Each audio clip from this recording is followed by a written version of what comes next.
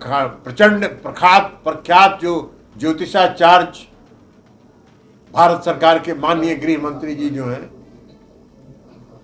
गए थे बंगाल में चुनाव प्रचार में, कहे 2/3 बहुमत से सरकार बनेगी और तृणमूल कांग्रेस को पिछले चुनाव में जितना सीट आया था उससे 3 सीट ज्यादा आ गया।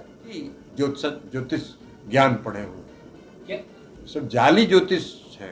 देश के गृह मंत्री अमित शाह फर्जी ज्योतिषाचार्य हैं, यह बात जनता दल यू के राष्ट्रीय अध्यक्ष ललन सिंह ने कहा है। दरअसल जो अलग अलग राज्यों में चुनाव हुए हैं और जो नतीजे सामने आए हैं और जिस तरीके की बातें अमित शाह की तरफ से किया गया, उन तमाम बातों का उदाहरण देते हुए अमित शाह के ऊपर उन्होंने ज़ोरदार हमला किया है और उनको फर्जी ज्योतिषाचार्य बताया है। कर्नाटक और तृणमूल कांग्रेस बंगाल की जो बात है, वहाँ पर जिस तरीके से उन्होंने दावा किया था, तो हर जगह पर उनका जो है वो ज्योतिष फेल होता नज़र आया है और इस बार जो है उनको और समझ में आएगा। चर्चा ये भी है कि राम मंदिर एक मुद्दा होगा, तो इसको लेकर भी ललन सिंह ने कहा राम मंदिर मुद्दा नहीं, बल्कि ये अब जो है वो गोदी मीडिया इसको दिखाएगी 15 दिनों तक, और किस तरीके से नरेंद्र मोदी गर्भगृह में जाएंगे, ये तमाम चीज़ें दिखाई जाएगी।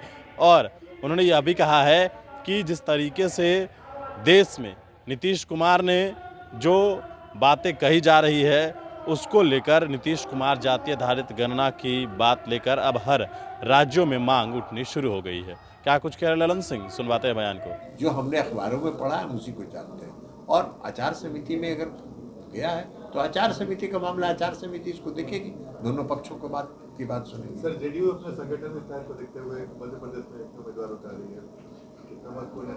चुनाव लड़ेंगे नहीं, अपना संगठन में विस्तार नहीं करेंगे, संगठन बंद कर देंगे। कांग्रेस के साथ तो आपकी सांठगांठ होगी, तो कांग्रेस के 60 लोकसभा के चुनाव में है ना, तो 2024 का लोकसभा के चुनाव होगा, उसमें होगा गठबंधन। अलग अलग राज्यों में तो अलग अलग परिस्थितियां हैं। आप केरल में, तो केरल में INDIA गठबंधन में CPI भी है, CPM भी है, कांग्रेस भी है, और केरल में आप सबको मालूम है कि 2 फ्रंट है,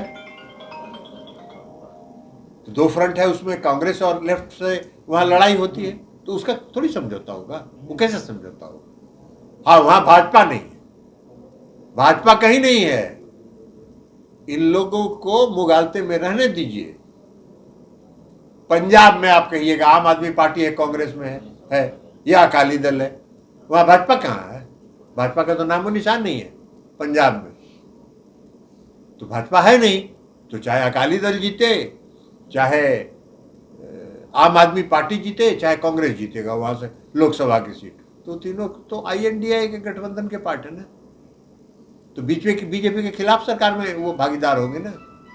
दिल्ली में आम आदमी पार्टी का है मामला, तो वहां अब बंगाल में तृणमूल कांग्रेस का है, उनका मतभेद है CPI CPM से, तो विधानसभा के चुनाव में किसको टिकट देंगे नहीं देंगे वो उनका मामला।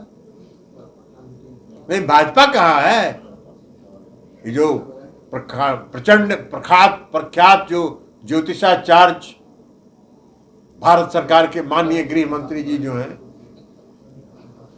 गए थे बंगाल में चुनाव प्रचार में, कहे 2/3 बहुमत से सरकार बनेगी और तृणमूल कांग्रेस को पिछले चुनाव में जितना सीट आया था उससे 3 सीट ज्यादा आ गया।